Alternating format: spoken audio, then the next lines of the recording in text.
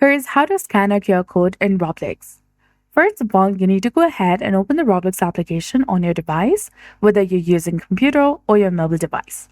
So go ahead, launch it. Then after, log into your specific account. And now tap on your player name in the top right corner of your screen.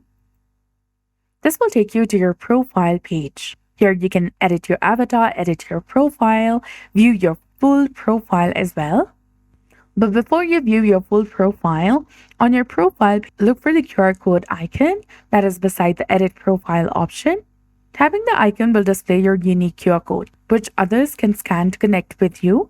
If you want to scan someone else's QR code, you can find and tap the Scan Now option, and then grant the app the necessary permissions, and you can now scan the QR code.